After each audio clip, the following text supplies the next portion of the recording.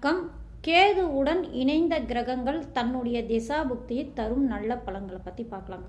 இப்போ பொதுவாக பாருங்கள், ராகு போல கொடுப்பார் இல்லை, கேது போல் கெடுப்பார் இல்லை அப்படின்னு சொல்லக்கூடிய கேது பகவானோட ஏதாவது ஒரு கிரகம் இணைந்திருக்கும் பட்சத்தில் அவங்களுடைய திசை அல்லது புக்தி காலங்களில் அந்த கிரகத்துடைய காரகத்தையும் ஆதிபத்தியத்தையும் முழுமையாக கொடுக்காது.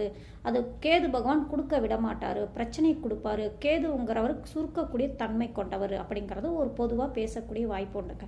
இந்த மாதிரி கேது பகவானோட இணைந்த கிரகங்கள் வக்ரம் ஆகி இருக்கும் பட்சத்தில் அவங்களுடைய திசாபுக்திகள் நல்ல பலன்கள் கொடுக்கும். ஆனால் வக்ரம் ஆகாமல் கேதுவோடு இணைந்திருக்கும் போது அது யோகமான பலன்கள் கொடுக்கணும் அப்படின்னா அந்த கேது பகவான் எந்த அமைப்பில் இருக்கான்னு பாருங்கள். கேது பகவான் யோகமாக இருக்கும் பட்சத்தில் கேதுவோடு இணைந்த கிரகங்கள் தன்னுடைய திசாபுக்திகளை முழுமையான நல்ல பலன்கள் கொடுக்குங்க. இப்போ கேது பகவான் பாதிக்கப்பட்டிருக்கும் பட்சத்தில் தான் அந்த இணைந்த கிரகங்களும் தன்னுடைய திசாபுக்தியில் முழுமையான பலன்கள் கொடுக்காது. நன்றி, வணக்கம்.